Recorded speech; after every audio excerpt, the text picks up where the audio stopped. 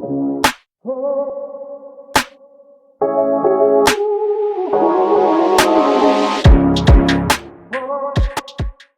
our next presenter is Dr.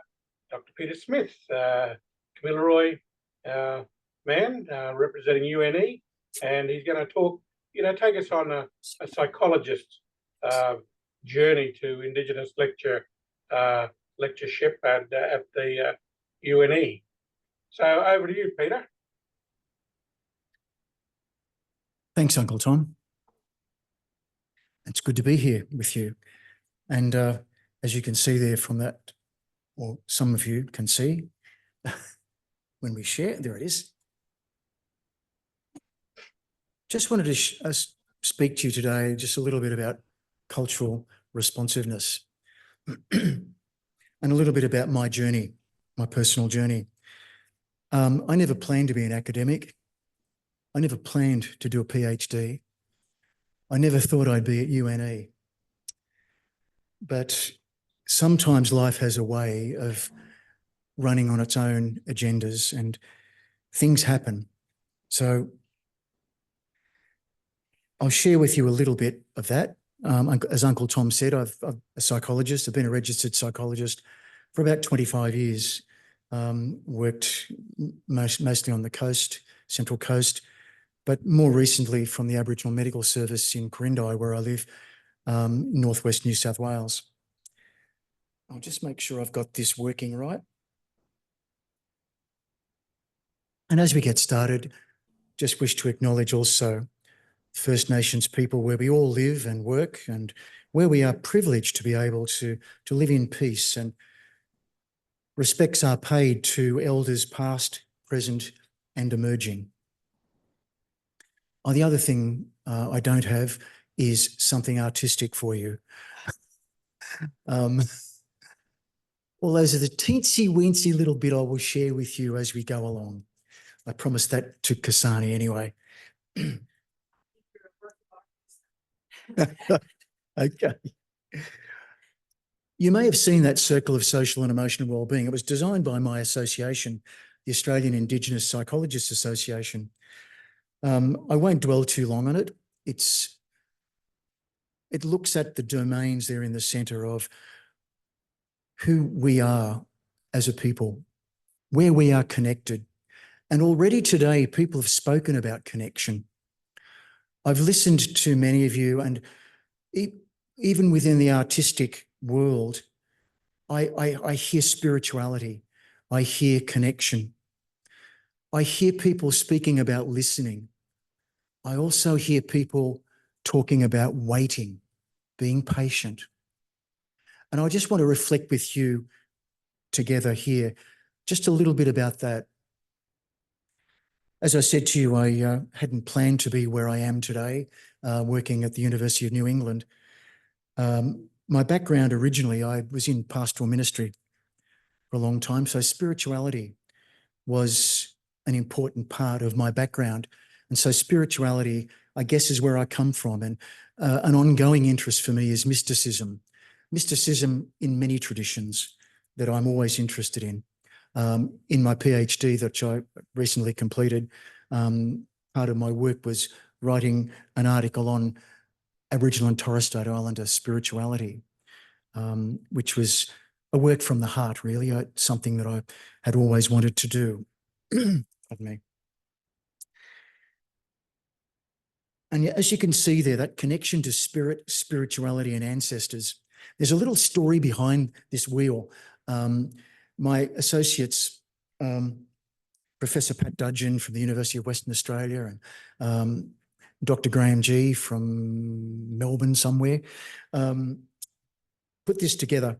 And when they first presented this to the Australian Psychological Society, they were pretty terrified, because that bit up the top there about connection to spirit, spirituality and ancestors, they thought, what's that going to be like and how is that going to be received?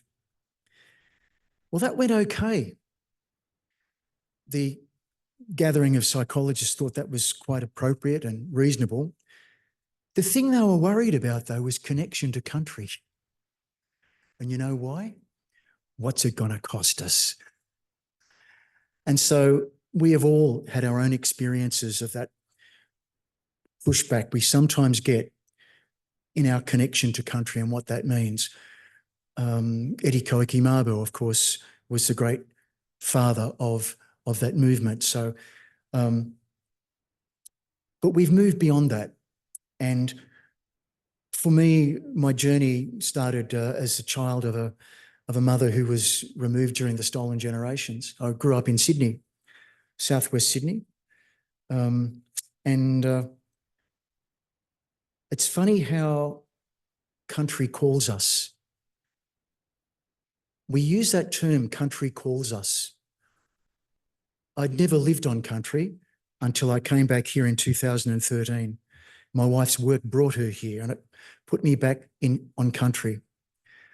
I found out where I'm living in Quirindi through the local historical society that my great-great-grandmother lived 10 minutes away on the land of what is now Warra Station. And she was one of the first people to first see the white man cross the Great Dividing Range. It's funny, isn't it, how country draws us, country brings us back. And I am proud to be able to say that I am now living on country. And as a psychologist, one of the things that I do now with people, if I'm working with people who are identify as Aboriginal and or Torres Strait Islander, I say, have you been back to country? What does country mean for you? When are you going back to country? I don't have to explain what I mean to them. They know straight away what I'm talking about because it's that connection that they feel so very strongly. Even many of those who have been removed, who have maybe been stolen generations people who have been struggling to find their way back also to country. In my work, in my PhD, I've been researching cultural responsiveness. There's a couple of little stories that, as I say, circumstances often determine us. Napoleon once said, there comes a point in any battle when the general does not actually determine the outcome of events, but the events determine the outcome of the general. I found that was a little bit like me. I'd been working in cultural competence, as we called it, for about 14 years, presenting workshops to non-Indigenous psychologists and managers and an assortment of people through Eastern Australia for about 14 years. And I kind of felt that something was stale about what I was presenting. There was something that just wasn't fitting right.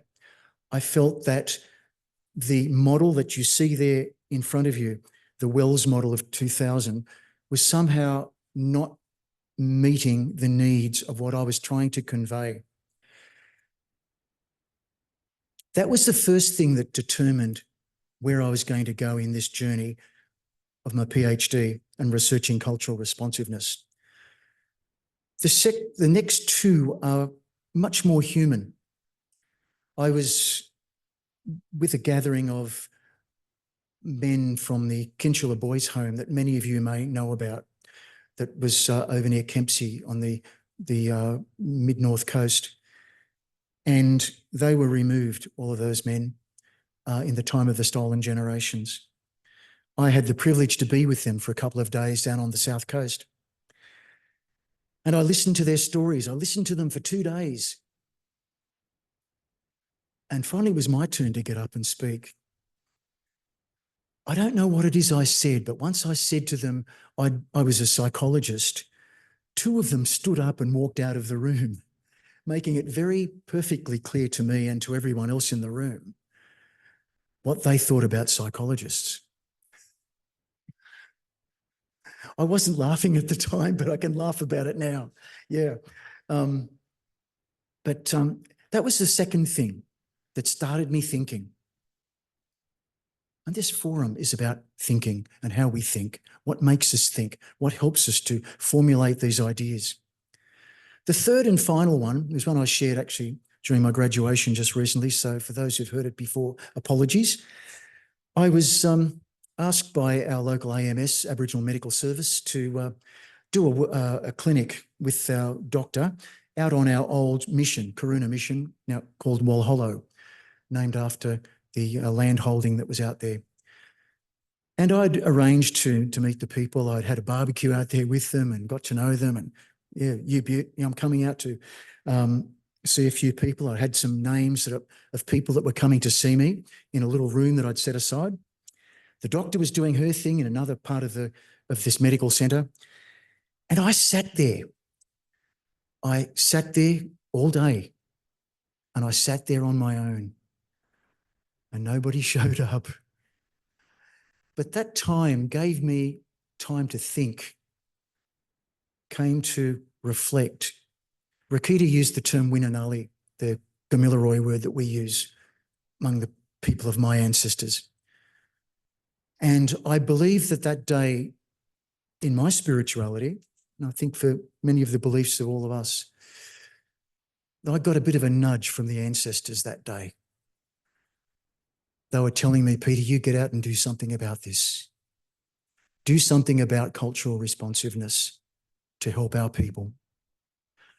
And it's that which drove me through, got me going, came to UNE, saw the people here who were going to be my supervisors, and I formulated what I was going to research. If I'd done this research 10 years ago, it was too early. I wasn't ready for it. People spoke earlier about time and the importance and the meaning of time. Time meaning space. Time meaning that opportunity to reflect, to think. And I needed that time. I needed those experiences. And it was almost through rejection, if you could put it that way, I was able to really formulate what I really needed to do. And I think there's a little message there for all of us.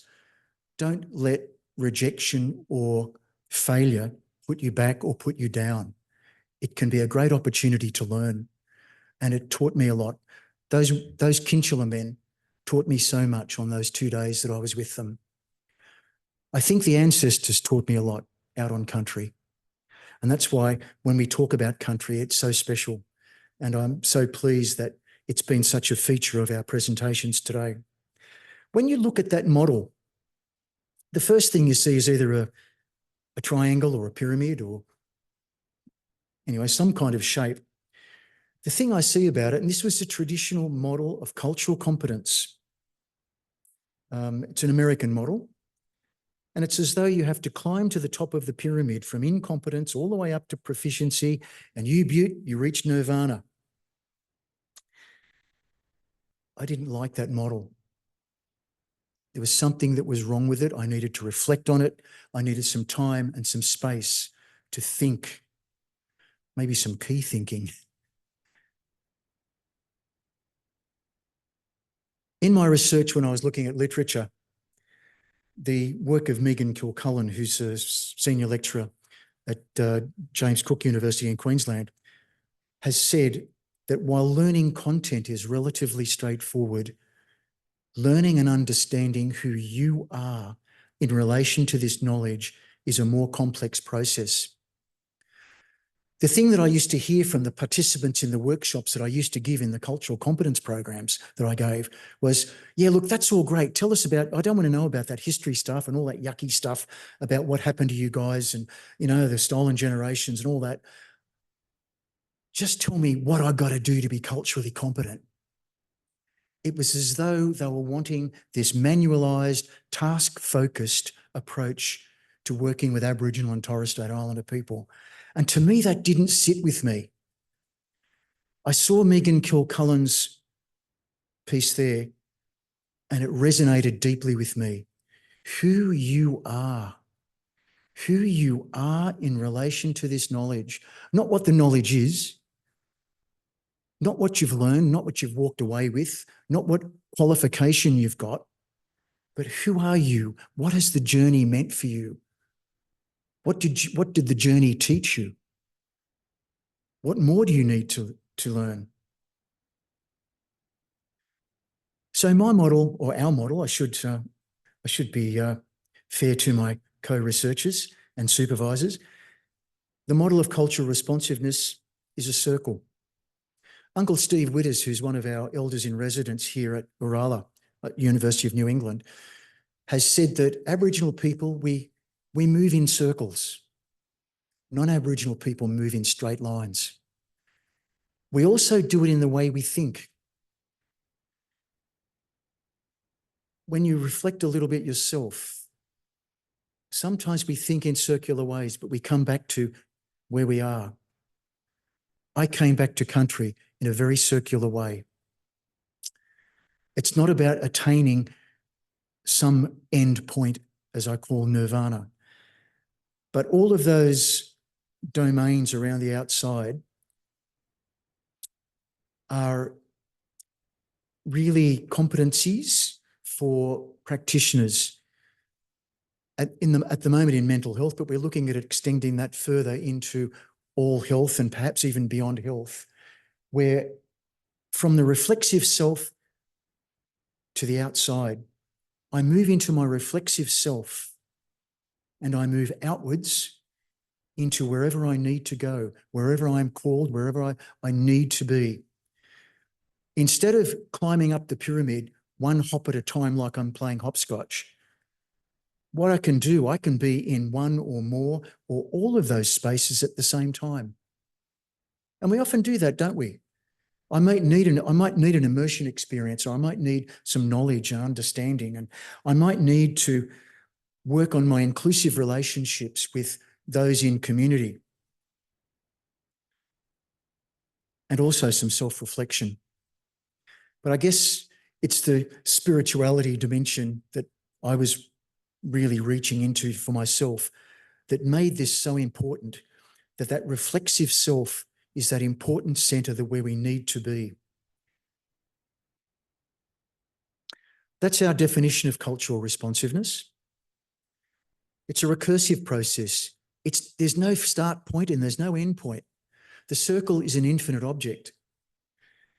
And it sets reflexivity at the centre of this dynamic and ongoing movement where the reflexive self initiates exploration into the domains of learning, those arrows of experience and discovery. They came from a literature review that I did.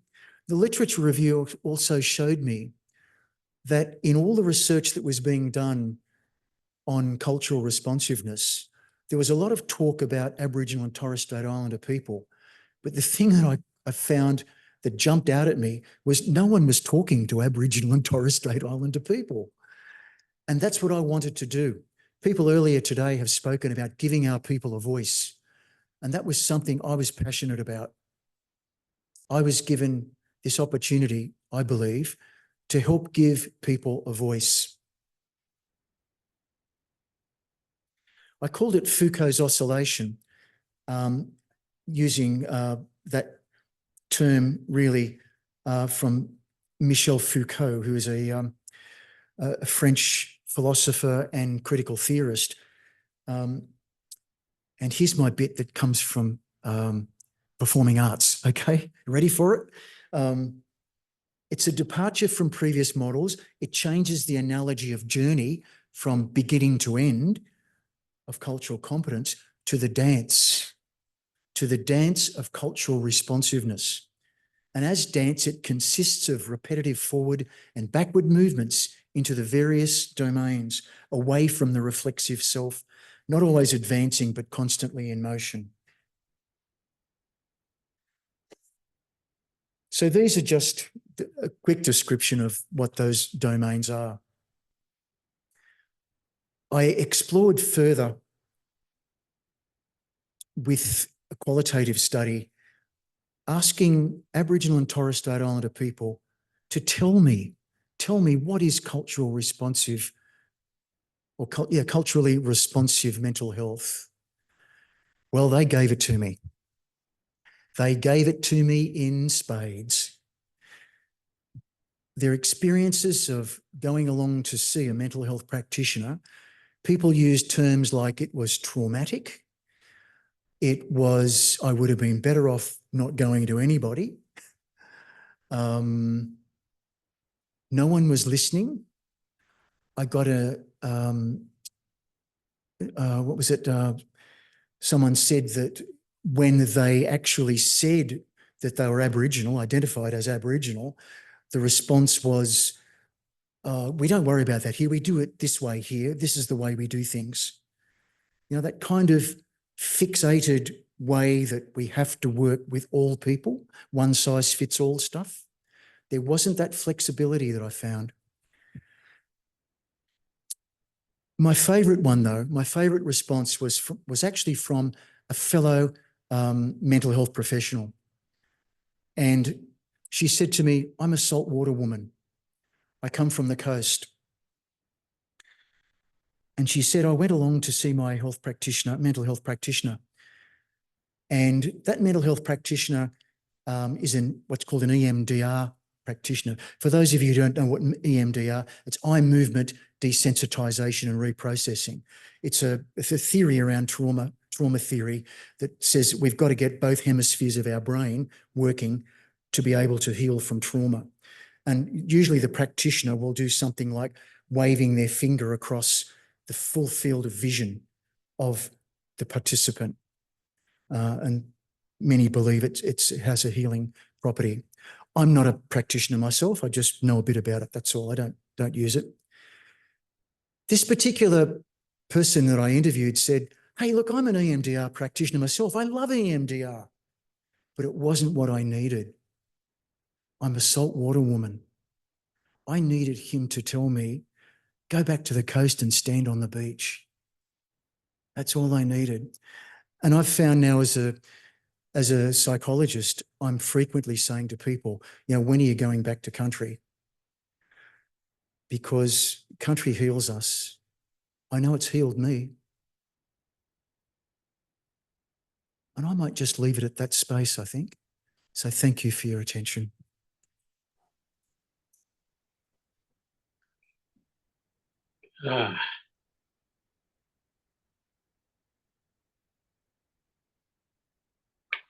Famous book, that one.